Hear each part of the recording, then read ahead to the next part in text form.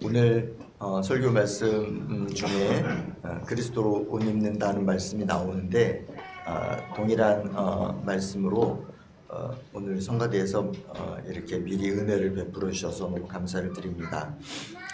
2026년 새해를 맞아서 하나님의 영광이라는 올해 표어를 가지고 설교를 했습니다. 이제 2월이 되어서 다시 갈라디아서 강해로 돌아왔습니다. 지금까지 갈라디아에서 여러 가지 이야기들이 나왔지만 특별히 율법과 은혜를 대조해서 말씀하는 그런 부분이 이제 좀 반복이 되고 있습니다. 그래서 율법과 은혜를 대조하는 이 주제가 상당히 중요한데 이 주제에 대해서 이번 주와 다음 주에 말씀을 드리고 그리고 그 다음에는 새로운 주제인 성령으로 넘어가려고 합니다. 그래서 아마 다음 주에는 갈라디아서 4장을 하지 않고 5장으로 넘어갈까 지금 그렇게 생각하고 있습니다. 율법과 은혜를 대조하는 말씀은 상당히 중요한 의미가 있습니다. 오늘 말씀 제목이 율법 아래에서 그리스도 예수 안으로입니다. 그리스도 예수는 예수라는 말은 복음 그 자체를 말하기 때문에 결국 율법에서 복음으로 바뀌었는데 그 복음에 대한 여러 가지 설명이 있는데 오늘 본문 말씀에서는 그것을 그리스도 예수 안으로라는 표현을 쓰고 있는 것입니다. 그래서 율법 아래에서 그리스도 예수 안으로 들어갔는데 이것이 어떤 차이가 있는 것인지 어떤 의미가 있는 것인지에 대해서 오늘 말씀을 통해서 살펴보려고 합니다. 먼저 율법 아래에서 라는 말이 어떤 것인지 어떤 의미를 가지고 있는 것인지 또 우리가 율법 아래에서 어떤 상태에 처해 있었는지에 대해서 먼저 살펴보도록 하겠습니다. 자, 23절 다 함께 같이 읽도록 하겠습니다. 시작.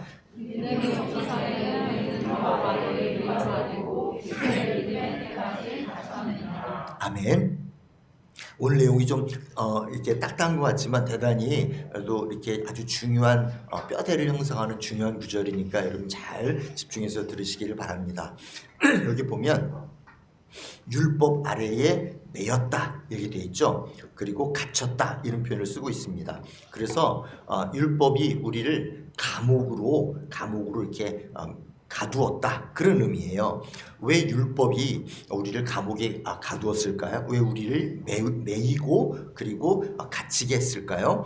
본문 바로 앞에 22절 말씀을 함께 보도록 하겠습니다. 함께 시작. 그러나 성경이 모든 것을 죄 아래에 가두었으니 이는 예수 그리스도를 믿음으로 말미암는 약속을 믿는 자들에게 주려 함이라. 아멘. 그러니까 성경이 모든 사람을 죄 아래 가두었다 이렇게 말씀하고 있어요. 그러니까 모든 사람이 죄라고 하는 감옥에 갇힌 것입니다. 모든 사람이 죄의 포로가 되어서 감옥에 갇히게 되었죠. 자, 갈라디아 3장 10절 11절 오늘 형제부터 읽는 날입니다. 형제자매 교독하게 형제부터 시작. 무릇 율법 행위에 속한 자들은 저주 아래 있나니 기록된 바 누구든지 율법 책에 기록된 대로 모든 일을 항상 행하지 아니하는 자는 저주 아래 있는 자라 하였음이라. 아무도 율법으로 말미암아 의롭게 되지 못할 것이 분명하니 이는 의인은 믿음으로 살리라 하였습니다. 아멘. 그러니까 율법의 모든 것을 항상 행하지 않으면 저주를 받는다라고 말씀했어요. 그러니까 율법에, 그러니까 구약성경에 있는 말씀, 특별히 모세오경에 있는 말씀, 더 줄여서 십계명의 말씀, 하나님께서 우리에게 이렇게 해야 된다, 또 이렇게 하면 안 된다라고 하신 모든 말씀들을 항상, 그러니까 모든 것들을 항상 행해야만 의롭게 될 수 있는 건데 그렇게 하지 않으면 저주를 받는다라고 말씀했어요. 그래서 아무도 이렇게 율법을 모든 것을 항상 행할 수 있는 사람 아무도 없기 때문에 율법으로 말미암아 의롭게 되지 못할 것이 분명하다 이렇게 말씀했어요. 그래서 율법의 기능은 죄를 정죄하는 것입니다. 율법은 죄인을 정죄해요. 그리고 죄인을 감옥에 가두는 일을 한다 그 말입니다. 자, 그 다음에 24절과 25절을 읽도록 하겠습니다. 형제부터 읽겠어요. 자, 시작. 이같이 율법이 우리를 그리스도께로 인도하는 초등교사가 되어 우리로 하여금 믿음으로 말미암아 의롭다함을 얻게 하려 함이라. 아멘. 자, 율법 아래에서 우리가 첫 번째는 율법이 우리를 감옥에 가두었다 이렇게 표현했어요. 그런데 둘째는 우리가 초등교사 아래에 있다 이렇게 말씀하고 있습니다. 여기 초등교사라는 말은 가정교사 혹은 훈육선생 그런 의미예요. 그러니까 이 사람은 어떤 사람이냐면 어린 아이 있잖아요. 어린 아이를 학교에 통학시키고 또 그의 행동을 감시하고 감독하는 그런 사람이었어요. 그래서 이 사람은 선생이라기보다는 아이를 훈육하는 사람인데 그 당시에 이 훈육교사는 회초리를 가지고 엄하게 그리고 아주 잔인할 정도로 가혹하게 훈육을 하는 사람이었다고 해요. 그래서 이 필립스 영어 성경을 보면 이 말을 엄격한 보모로 번역을 했어요. 그러니까 이 말은 율법에 대한 비유인데 율법에 대해서 앞에서는 율법이 사람들을 정죄하고 감옥에 가둔다라고 표현했는데 두 번째는 바울 사도가 율법이 이 엄격한 훈육교사와 같다라고 표현했어요. 이것은 그 긍정적인 의미가 아니에요. 이것은 대단히 부정적인 의미로 사용이 되고 있는 말이에요. 그러니까 무슨 말이냐면 이 사람은 매를 들고 있어요. 회초리를 들고 다녀요. 그러면서 어린아이가 잘못하면은 막 벌을 주고 때리기도 하고 늘 감시하고 그렇게 벌을 주는 그런 사람을 훈육교사라고 표현하는 것입니다. 그러니까 율법이 그런 일을 했어요. 율법이 어떤 일을 했느냐? 죄인들을 감시해. 그러다가 잘못하면 매를 때리고 회초리를 때리고 꾸짖고 벌하는 일을 했다. 그것이 바로 율법의 기능이었다라고 바울 사도가 지금 말하는 것입니다. 자, 율법은 이렇게 우리를 감옥에 가두기도 하고 아주 무섭게 엄격하게 훈육하는 교사와 같다. 그렇게 지금 얘기하는 것입니다. 그래서 이런 율법은 믿음이 오기 전에 이런 일들을 했었고 우리 율법 아래에서 이런 상태로 지냈었다라고 얘기합니다. 자, 이 상태에서 우리가 그리스도 예수 안으로 변화된 거예요. 그런데 이 변화된 예수 그리스도 안으로에 대한 설명을 제가 후반부에 하겠지만 먼저 살펴볼 것이 있어요. 그것은 무엇이냐면 이 율법 아래에 있던 상태가 이게 의미가 없는 것이 아니라는 것입니다. 이것이 중요한 의미가 있어요. 이것에 대해서 존 스토트가 아주 잘 설명을 해서 제가 읽어드리겠어요. 이렇게 얘기했어요. 어떤 사람은 먼저 모세를 만나지 않고 예수님께 가려 한다. 율법의 정죄로 인한 고통을 받기 전에 그리스도 안에서 칭의의 약속을 유업으로 받고 싶어 한다. 다시 한번 읽어드릴게요. 어떤 사람은 먼저 모세를 만나지 않고 예수님께 가려 한다. 율법의 정죄로 인한 고통을 받기 전에 그리스도 안에서 칭의의 약속을 유업으로 받고 싶어 한다. 자, 좀 쉽게 설명해 드리겠어요. 우리가 예수님을 믿음으로 말미암아 칭의의 축복을 받습니다. 의롭다고 인정을 받죠. 그런데 예수님께로 가려면 먼저 우리가 죄인인 것을 알아야 한다 이 말이에요. 왜냐? 자기가 병자인 것을 알아야 의사에게 가듯이 우리가 영적으로 하나님 앞에서 병자, 죄인인 것을 알아야 영적인 의사이신 예수님께로 가는 것입니다. 그래서 예수님이 이렇게 말씀하셨죠. 나는 의인을 부르러 온 것이 아니라 죄인을 부르러 왔다.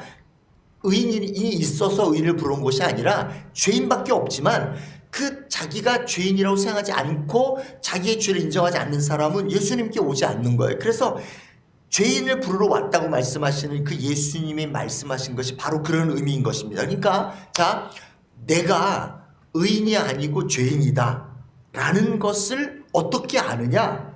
율법을 통해서 아는 거예요. 율법을 통해서 아는 것입니다. 율법이 너 이거 해야 된다? 근데 우리가 못해요. 이거 하지 말아라? 근데 우리가 해요. 그러니까 율법을 통해서 아 내가 정말 큰 죄인이구나 라는 것을 알게 된다는 거예요. 그러니까 율법이 나를 정죄하고 율법이 나를 감시하고 나를 꾸짖고 벌하고 심지어 감옥에 가두어 버리는 그런 일들을 통해서 내가 정말로 큰 죄인이구나 라는 것을 알게 된다는 것입니다. 그래서 율법을 통하지 않고는 자기 죄인인 걸 몰라요. 율법을 통하지 않고는 가난한 마음을 주님께로 가려고 하는 그런 마음을 가질 수 없다는 것입니다. 그래서 율법이 이런 중요한 기능을 한다는 것입니다.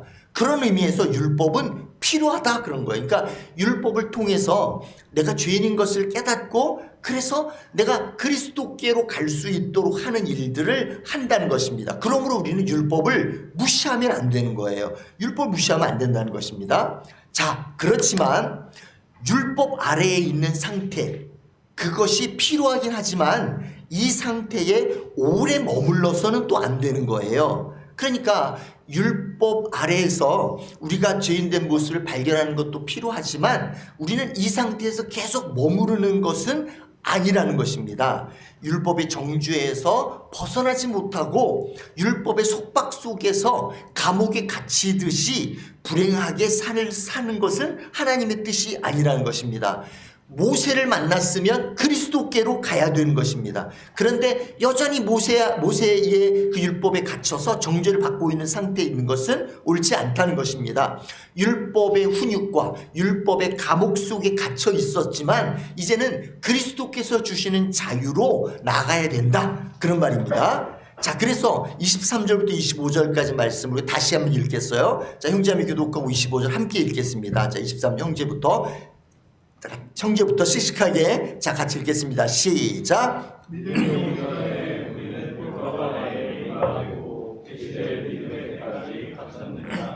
이같이 율법이 우리를 그리스도께로 인도하는 초등교사가 되어 우리로 하여금 믿음으로 말미암아 우리로 하나님을 하게 하려 합니다. 믿음이 온 후로는 우리가 초등교사 아래 있지 아니하도다. 아멘. 자, 여기 보면 세 절 모두 시간에 대한 언급이 나오고 있다는 것을 알 수 있어요. 23절에 보면 우리가 율법 아래 매여 있는데 이것이 믿음이 오기 전, 그러니까 그리고 믿음의 때까지 갇혔다 이렇게 돼 있잖아요. 그러니까 믿음이 오기 전에는 이랬는데 믿음이 오고 나서는 바뀌는 거예요. 그러니까 믿음의 때까지만 우리가 율법의 감옥에 갇혔다. 이렇게 시간에 대한 언급이 나오죠. 24절도 마찬가지예요. 여기 보면 율법이 우리를 그리스도께로 인도하는 초등교사가 되었다. 이렇게 되어 있는데 여기 보면 그리스도께로 인도하는 이라는 말이 이것이 그리스도께서 오실 때까지라고 하는 그런 의미가 돼 있어요. 그래서 영어에서는 until 뭐뭐 할 때까지로 표현을 했어요. 그러니까 그리스도께서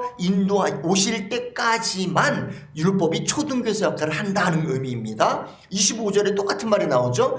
믿음이 온 후로는 우리가 초등교사 아래 있지 않다. 이 말은 믿음이 오기 전까지만 우리가 초등교사 아래 있다. 그 말입니다. 자, 그러니까 율법은 필요한 것은 필요한 것이지만 그 율법의 정죄와 억압의 기능은 그것은 계속하는 것이 아니라 그리스도께서 오실 때까지만 역할을 하는 것이다. 그런 의미를 가지고 있는 것입니다. 자, 그리스도께서 우리를 율법의 감시와 율법의 감옥에서 우리를 자유롭게 해주셔서 우리를 해방하셨다. 그런 의미입니다. 자, 갈라디아 3장 13절 다 같이 읽겠어요. 시작. 그리스도께서 우리를 위하여 저주를 받은 바 되사 율법의 저주에서 우리를 속량하셨으니 기록된 바 나무에 달린 자마다 저주 아래 있는 자라 하였음이라. 아멘. 그러니까 우리가 율법대로 살지 못해요. 율법이 이렇게 하라 그랬는데 못했어. 하지 말라 그랬는데 했어. 그래서 율법이 우리를 죄로 정죄해. 그런데 율법이 그것을 우리로 하여금 저주함으로 말미암아 우리는 그 율법의 감옥에 갇혀 있는 그런 상태였어요. 그런데 예수님께서 우리를 위해 대신해서 십자가에 달리셔서 우리의 죄값을 다 치르시고 그 저주를 대신 다 받으셨단 말이에요. 그래서 어떻게 됐어요? 예수님께서 우리를 그 저주에서 풀어주셨죠. 그리고 율법과 정죄의 감옥에서 우리를 자유롭게 해주셨다 그 말입니다. 그러니까 율법은 엄격하고 가혹하고 아주 이렇게 때리고 벌주는 그런 무서운 훈육교사와 같았어요. 예전에는 그렇게 어린아이가 훈육교사 밑에서 감시받고 그런 상태에 있었는데, 그리고 심지어는 더 말을 듣지 않으면 감옥에 가두어 버리는 그런 상태에 있었는데, 이제는 그 하나님께서 예수 그리스도를 통해서 우리의 죄를 다 씻겨 주심으로 말미암아 우리가 하나님의 자녀가 되었다는 것입니다. 그 자녀가 된 것, 하나님 안에서 우리가 이제 그리스도 예수 안으로 들어가는 것, 그것에 대한 변화가 되었다라는 것입니다. 이제 그 변화에 대한 이야기를 좀 더 자세히 살펴보도록 하겠습니다. 자, 3장 26, 27 형제자매 교독하게 형제부터 시작. 너희가 다 믿음으로 말미암아 그리스도 예수 안에서 하나님의 아들이 되었으니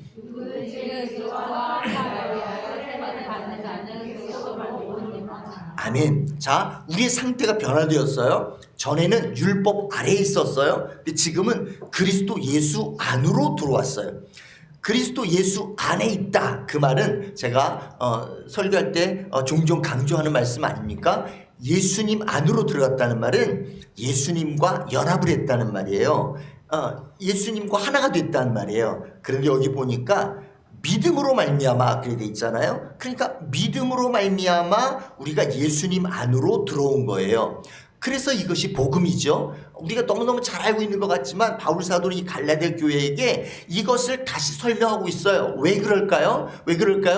이들이 복음을 믿었음에도 불구하고 다시 율법으로 돌아가려고 하기 때문에 바울 사도는 율법이 이러이러했다는 것을 가르쳐주고 너희들이 복음 안에서는 이런 축복을 받고 있다는 것을 다시 가르쳐주는 거예요. 여러분도 마찬가지 아닙니까? 여러분도 이미 그리스도 안에서 복음 안에 들어왔음에도 불구하고 다시 율법으로 돌아가려고 하고 다시 율법적인 삶으로 살아가려고 하기 때문에 이 갈라디아 말씀을 다시 듣고 복음이 주는 축복이 얼마나 놀라운 것인지 다시 확인하고 다시 발견하고 그것을 믿음으로 말미암아 그 복음의 축복을 누리도록 하는 것입니다.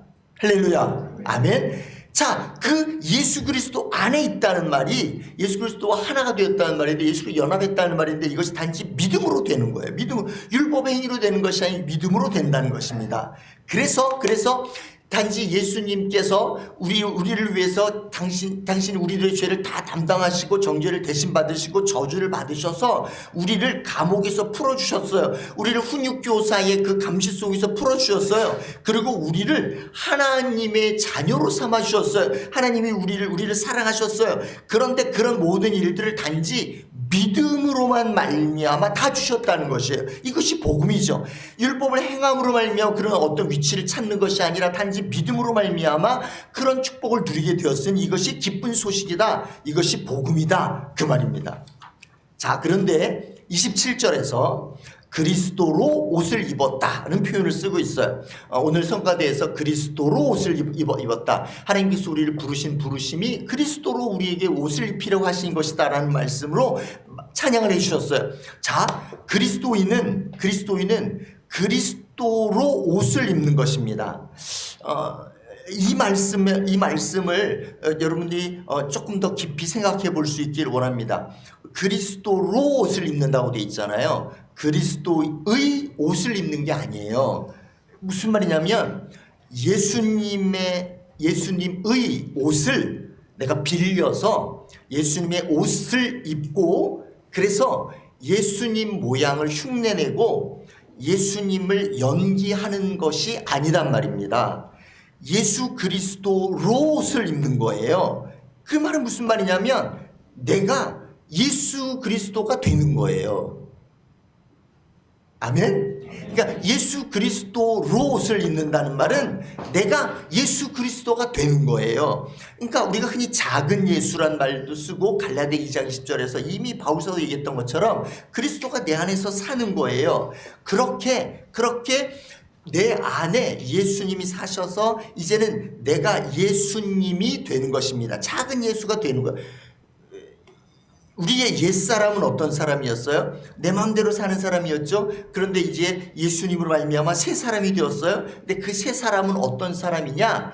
예수 그리스도로 옷을 입은 사람이다 그 말입니다. 예전에는 내 맘대로 살았어요. 내가 주인이에요. 그래서 나의 옷을 입었어요. 그런데 이제 예수님을 믿고 새 사람이 되었는데 그 새 사람은 어떤 사람이냐면 예수 그리스도로 옷을 입었단 말이에요. 예수 그리스도로 옷을 입었다는 말은 예수님이 된다는 말이에요. 그러니까 자, 예수님 안으로 들어왔다. 또 예수님과 하나가 되었다. 예수님과 연합을 했다. 예수님으로 옷을 입었다. 이거 다 같은 말이란 말입니다. 다 같은 말이에요. 자, 여러분, 예수 그리스도 율법 안에서 예수 그리스도 안으로 들어온 것이 내가 예수 그리스도가 된 거예요. 작은 예수가 된 거예요. 그런데 그 작은 예수가 되는 것에 대한 또 다른 표현이 뭐냐면 하나님의 아들이 되었다라고 되어 있잖아요. 하나님의 아들이 된 거예요. 그러니까 그리스도 예수 안으로 들어왔어요. 예수님과 연합을 했어요. 그러면 예수님과 하나가 돼요. 그러면 어떻게 돼요?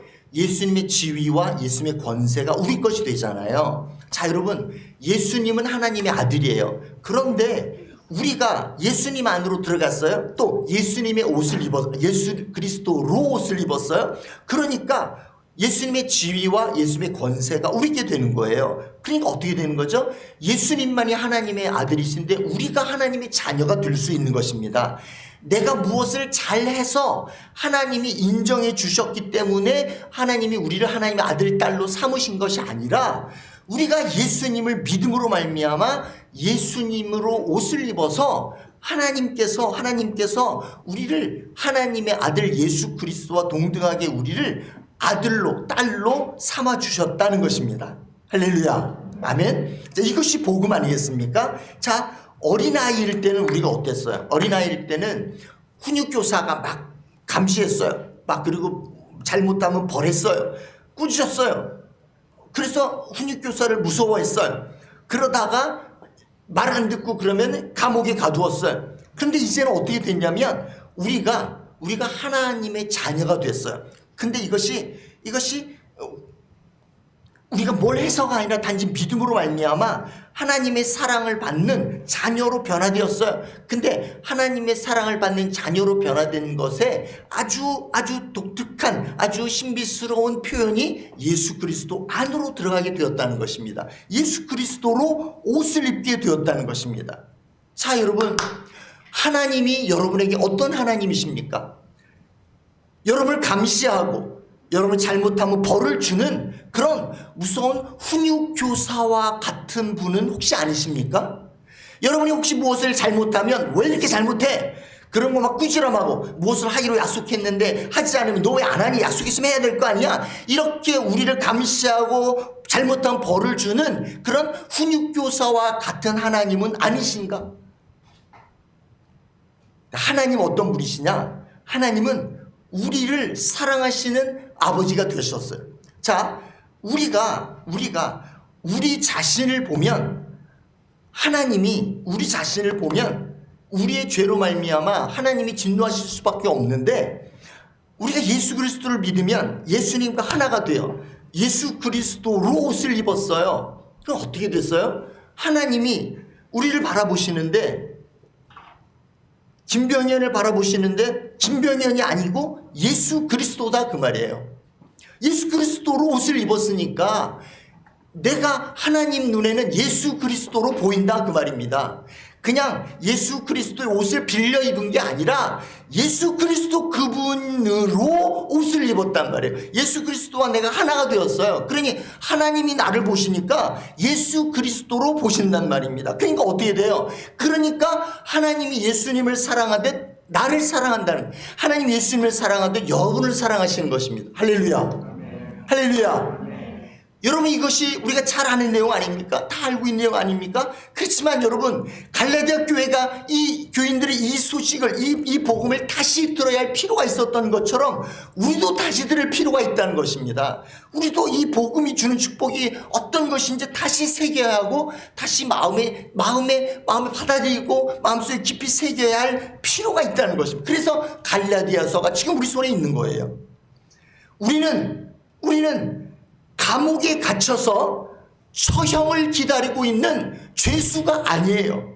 우리는 엄한 훈육교사 밑에서 감시받고 그래서 잘못하면 벌을 받을까봐 두려워하는 어린아이가 이제 아니라는 것입니다. 우리는 어떻게 되었어요? 예수 그리스도로 말미암아 하나님 아버지의 사랑을 받는 하나님의 자녀가 되었습니다. 뿐만 아니라 우리가 예수 그리스도로 옷을 입게 됨으로 말미암아 하나님 눈에 우리를 볼 때 예수 그리스도로 봐주신다는 것입니다.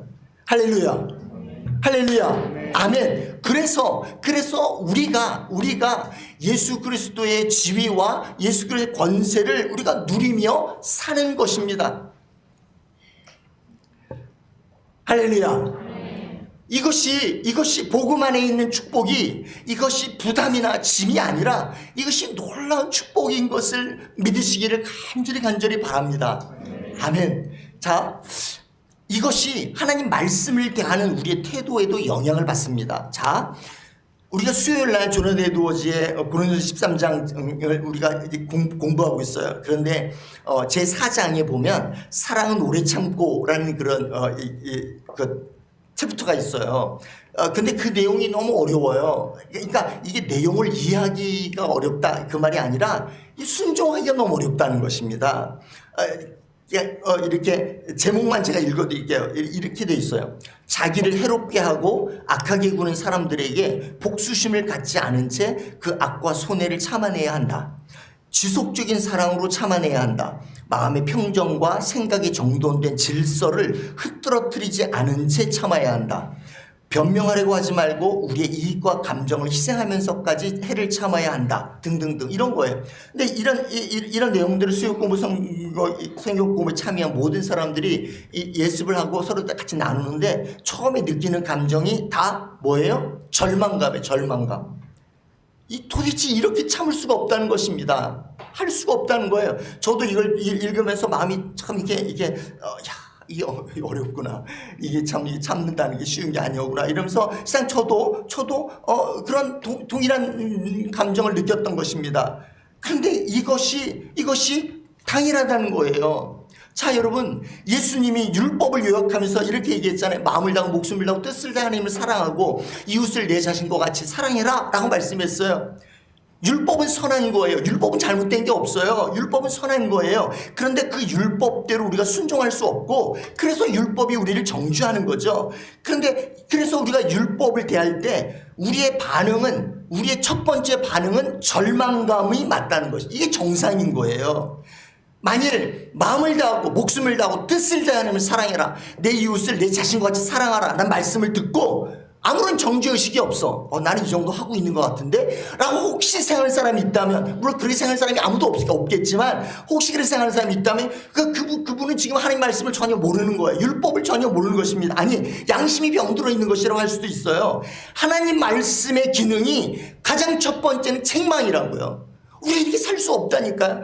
어떻게 마음을 다하고 목숨을 다하고 뜻을 다하여 하나님을 사랑합니까? 어떻게 이웃을 내 자신처럼 내 몸처럼 사랑합니까? 우리는 그렇게 사랑할 수 있는 사람이 아니라니까요. 그래서 우리는 죄인인 것입니다. 그런데 그래서 율법이 우리를 정죄하는 거예요. 너는 못해. 너는 어떻게 그렇게 하나님을 사랑하고 있냐? 너 이웃을 그렇게 사랑할 수 있어? 이 정죄가 계속 옵니다. 그럴 때 어떻게 되는 거예요? 그래 맞아 나는 안 돼. 나는 안 돼. 나는 안 돼. 이러면서 절망감에 빠지고 그 정죄 속에서 내가 벌벌 떨고 심지어 감옥에 갇혀서 거기에 꿈쩍은 못하고 나오지도 못하고 있는 그런 속박 가운데 계속 있을 수는 없다 그 말입니다. 어떻게 된다는 거예요? 그리스도께로 가야 된다. 어떻게 가야 된다? 믿음으로 가야 한다. 믿음으로 가야 돼. 믿음으로 율법 아래에서 그리스도 안으로 들어갔다고 성경은 오늘 말씀하고 있는 거예요. 예수 그리스도의 십자가가 바로 나를 위한 십자가였다는 것을 믿음으로 받는 것입니다. 나의 죄를 위해서 예수님이 십자가에 죽으신 것을 내가 다시 믿는 것입니다.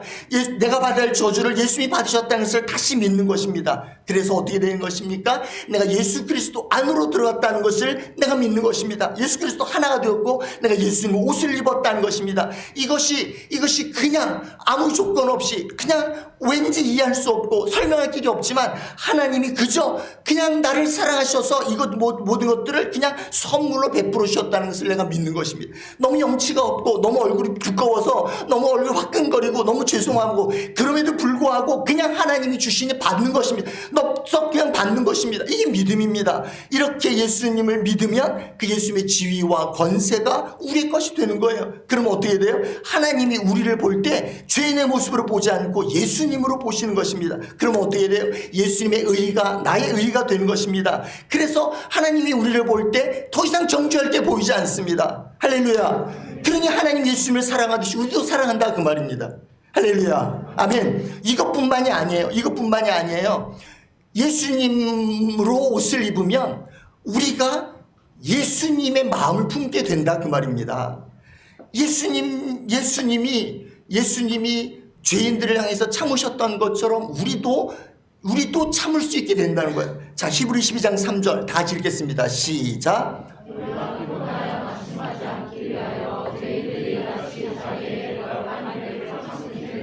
아멘. 그러니까 내 힘으로 참는 게 아니라 예수님이 참으신 것처럼 우리도 예수님처럼 참을 수 있다는 것입니다. 그러면 참을 수 있다는 것입니다. 할렐루야. 자, 여러분, 예수님으로 옷을 입는다는 말은 예수님과 내가 하나가 된다는 말인데, 그 말에는 예수님의 지위와 권세가 나의 것이 되는 거예요.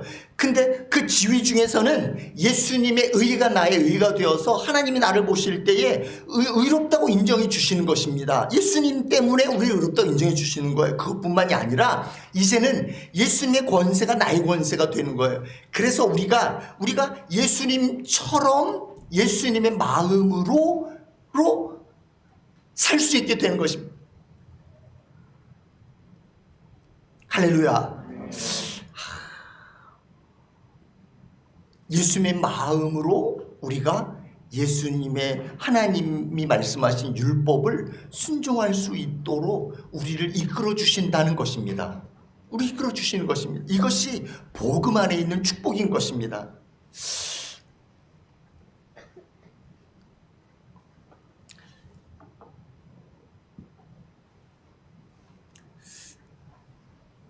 붕해 때 추동주 목사님이 하신 말씀 중에서 저희 마음 가운데 좀 이렇게 계속 잔상으로 남아있는 말씀이 어떤 것이냐면 전심으로 하라는 것입니다.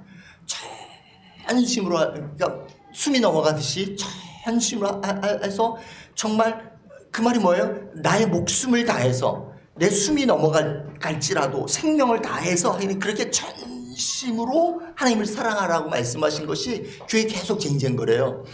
그래서 기도할 때도 전심으로 하고, 찬양할 때도 전심으로 하고, 예배 드릴 때도 전심으로 하고, 말씀에 순종할 때도 전심으로 하는 것입니다. 하나님을 사랑할 때도 전심으로 하는 것이고, 이웃을 사랑할 때도 전심으로 하는 것입니다. 그런데 우리의 마음은 어떠냐면, 우리의 마음은 자꾸 나뉘어진단 말이에요. 이게 하나님께로도 마음이 가지만 이 마음의 일부분이 세상으로도 가고 나 자신에게도 가고 다른 사람에게도 가고 자꾸 마음이 나뉘어진단 말이에요. 그러니까 전심으로 100% 하나님을 향해서 순전하게 사랑하고 100% 전심으로 이웃을 사랑하는 것이 어쩌면 이 땅에서는 불가능할 것이에요.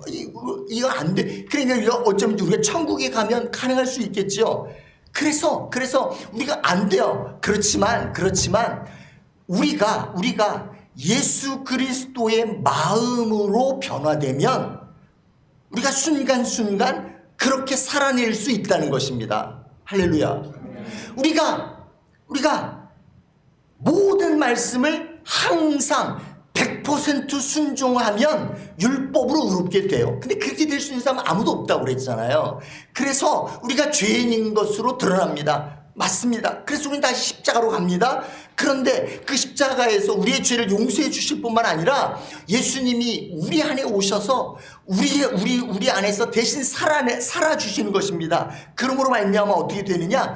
우리가 마음을 다하고 목숨을 다하고 뜻을 다해 하나님을 사랑하고 이웃을 내 몸처럼 사랑하는 것을 순간순간 경험하게 해주신다는 것입니다. 할렐루야. 우리가 믿음으로 말미암아 율법 아래에서 그리스도 예수 안으로 들어왔잖아요. 이제 우리가 그리스도 예수 안에서 이 예수님의 지위와 권세를 누릴 수 있도록 해주시는 것이 바로 이 믿음인 것입니다. 율법 아래에서 그리스도 안 들어오게 하는 것도 믿음으로 된 것처럼 우리가 계속 믿어야 돼요. 한 번만 믿고 끝나는 것이 아니라 계속 믿어야 된다는 것입니다. 우리가 그리스도 예수 안에서 다시 율법 아래로 가려고 할 때가 있지 않습니까? 새 사람이 되었는데 다시 옛사람으로 돌아가려고 할 때가 있지 않습니까? 그럴 때마다 우린 다시 믿음을 새롭게 해야 되는 거예요. 예수 그리스도의 십자가를 믿음으로 붙잡아야 돼요. 예수 그리스도 율법 안에서 예수 그리스도 안으로 들어왔다는 것을 다시 믿음으로 붙잡아야 되는 거예요. 나는 그리스도로 옷을 입었다는 것을 다시 믿음으로 붙잡아야 되는 거예요. 그리스도의 지위와 권세가 나의 것이 되었다는 것을 믿음으로 붙잡아야 되는 것입니다. 할렐루야, 할렐루야, 아멘. 자, 제가 중국에서 21년 사역을 했어요. 제 마음 가운데에 사랑이 많다고 제가 생각했습니다. 난 젊은 사람들 사랑 많이 하고 정말 이런 외국 사람들 사랑하는 마음으로 정말 제가 사랑이 많다고 생각했습니다. 근데 하나님께서 제 마음 가운데 계속 가르쳐 주시는 것이 병현아 너 이렇게 사랑이 없냐 계속 그러시는 거예요. 그래가지고 제가 자신 있다고 생각했는데 전혀 자신을 가지면 안 되는 것인 것을 알았습니다. 그래서 제가 말씀과 기도 가운데 제가 깨달았어요. 내가 젊은 학생들에게 잘 대해 주었을 때 아주 친절하게 잘 대해 줬거든요. 잘 대해 줬어요. 근데 그 잘 대해 줄 때 섞여 있었던 것이 뭐가 섞여 있었어요? 하나님의 사랑과 인간의 친절이 섞여 있었어요. 하나님의 인간적인 친절도 있었지만 그래도 하나님의 사랑이 섞여 있기 때문에 하나님께서 그것을 보시고 역사하셔서 젊은 사람들의 마음을 여셨어요. 그런데 내 생각에는 나 인간적인 친절이 상당히 중요한 역할을 한 것처럼 오해하고 착각했습니다. 여러분 주위에 있는 사람들, 또 우리 교회 지체들, 가족들, 그리고 또 직장에서 전도하려고 하는 배신자를 향해서 여러분 인간적인 친절을 베푸시고 계십니까? 네, 그것도 잘하는 것입니다. 인간적인 친절, 그거 안 하는 것보다 하는 것이 맞습니다. 그러나 하나님이 우리에게 요구하시는 것은 인간적인 친절이 아니라 예수 그리스도의 사랑입니다. 근데 그 사랑은 우리에게 없다 그 말이에요. 우리에게 없어요. 그것을 솔직하게 인정하고 하나님께서 우리 안에 주신 그 사랑, 예수 그리스도의 마음, 하나님의 영광의 그 빛으로 내 마음 가운데 비춰진 사랑으로 말미암아 나는 단지 그것을 반사할 뿐이에요. 예수 그리스도의 마음으로, 예수님의 마음으로 예수님처럼 사랑할 수밖에 없는 그것만이 역사가 일어나는 것입니다. 할렐루야, 할렐루야.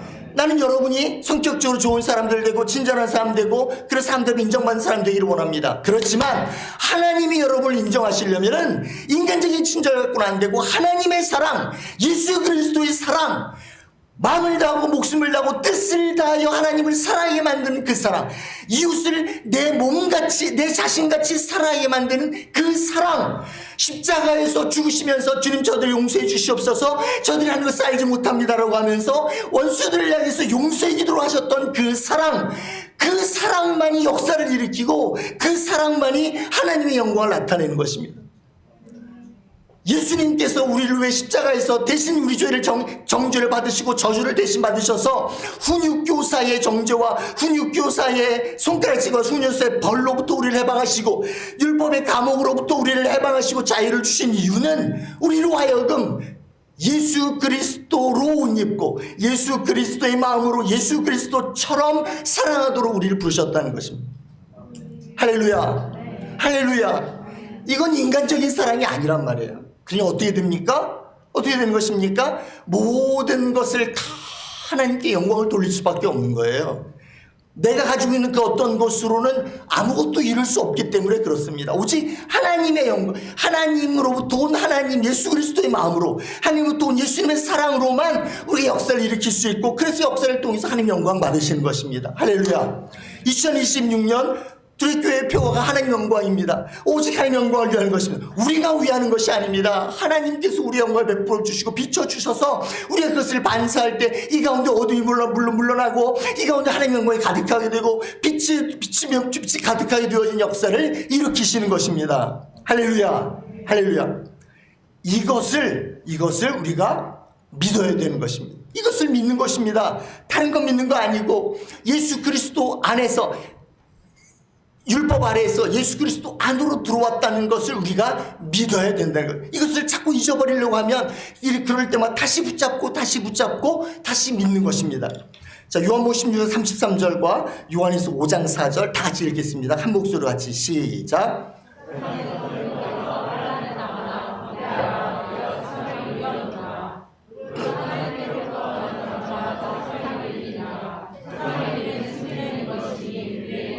아멘. 우리가 환난 당합니다. 어려움을 당합니다. 그렇지만 예수님이 이기셨어요. 그러니 예수님이 이기셨으니까 우리도 이기는 거예요. 하나님께로서 난 자. 이게 우리 그리스도인 아닙니까? 근데 우리는 예수님과 하나가 되었어요.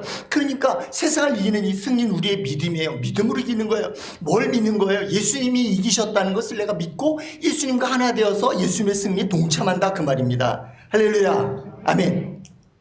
자, 지난주에 말씀드린 대로 존 스토트의 율법과 복음을 대조하는 그런 말씀을 다시 한번 제가 말씀을 드리고 싶습니다. 자, PPT 띄워주시고 함께 읽도록 하겠습니다. 함께 율법은 읽기 시작하죠. 시작.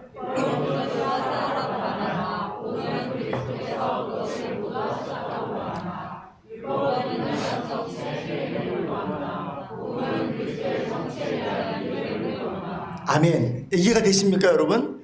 이 차이를 여러분 잘 이해하셔야 합니다. 율법과 복음은 차이가 있습니다. 율법은 이걸 하나하나 말해요. 복음은 그리스도 예수를 다 하셨다, 이루셨다고 말하는 거예요. 율법은 인간의 성취 행위를 요구합니다. 이거 해, 이거 해야 돼, 이거 하지 마. 그러나 복음은 그리스도께서 다 이루셨으니 그것을 믿으라고 말하는 것입니다. 하나님께서 우리에게 이 믿음을 요구하십니다. 할렐루야. 아멘. 자, 그러나 믿음에는 순종이 따른다고 그랬죠. 당연합니다. 죽은 믿음은 행함이 없어요. 살아있는 믿음만 행함이 있어요. 그렇지만 율법의 순종과 믿음의 순종은 다른 것입니다. 율법은 어떤 거예요? 의롭게 되기 위해서 순종하는 거예요. 그러나 복음은 의롭게 되었기 때문에 순종하는 거예요. 율법은 인정받기 위해 순종하는 거지만 복음은 이미 인정을 받았기 때문에 기쁘게 순종을 하는 것입니다. 감옥이 무서워서, 훈육교사의 벌이 무서워서 억지로 순종을 하는 것이 아니라 아버지를 사랑하기 때문에 기쁨으로 순종하는 것입니다. 할렐루야. 이 다른 것입니다. 완전히 다른 것이에요. 율법과 복음은 완전히 다른 것이에요. 그래서 율법주의는 어떻게 되냐? 내 힘으로 이루고 나에게 영광을 돌리는 거예요. 그렇지만 율법주의는 허상이에요. 왜? 율법주의는 실패했기 때문에 율법으로는 자기가 자기의 힘으로 말씀에 순종할 수 없다고 성경은 이미 못 박아 얘기하기 때문에 그러는 거예요. 그래서 율법으로는 내 힘으로 이루고 나에게 영광을 돌린다. 이건 거짓이에요. 이건 허상이란 말입니다. 율법주의는 안 돼요. 오직 예수 그리스도를 믿는 믿음으로 우리는 순종할 수 있습니다. 근데 이것이 예수님께서 온전히 이미 순종하셨고 다 이루셨고 우리는 그 예수 그리스도를 믿는 믿음으로 말미암아 예수 그리스도의 마음을 우리에게 주시고 그래서 그 예수 그리스도의 마음으로 우리가 그 말씀에 순종하게 되는 것입니다. 항상 계속해서 지킬 수는 없어요. 그래서 우리가 늘 십자가로 또 가는 것입니다. 또 율법이 우리를 정죄하는 것을 우리가 당할 수밖에 없습니다. 그렇지만 우리는 다시 회복되어지고 다시 믿음으로 다시 우리가 예수 그리스도 안으로 들어가는 작업을 계속하는 것입니다. 할렐루야. 할렐루야. 아멘. 그래서 성경에서 항상 기뻐라, 휘말리더라, 항상 모아라 이런 말씀이 많이 있어요. 그 말은 무슨 말이에요? 예수 그리스도 옷을 입었어요. 근데 그 옷을 벗고 옛날 옷을 자꾸 갈아입으려고 한단 말이에요. 그렇게 하지 말아라. 항상 예수 그리스도 옷을 입고 있어라. 예수 그리스도로 옷을 입고 있어야 하나님이 너를 바라볼 때에 죄인의 모습이 아닌 예수의 모습을 보고 너를 정죄하지 않고 너를 사랑하고 너를 품어줄 수 있기 때문이다. 그렇게 말씀하는 것입니다. 할렐루야. 그래서 율법주의는 자신의 영광을 돌리지만 복음은 믿음 안에서는 자신의 영광을 돌릴 수 없어요. 주님이 다 하셨고 나는 그것을 믿음으로 받고 순종했을 뿐이니까 그래서 오직 하나님께만 영광을 돌리는 것입니다. 할렐루야. 이것이 복음입니다. 복음은 믿음으로 받는 것입니다. 하나님 우리에게 이 믿음을 요구하시는 것입니다. 자, 오늘 마지막 구절 함께 읽겠습니다. 3장 28절 다 같이 시작.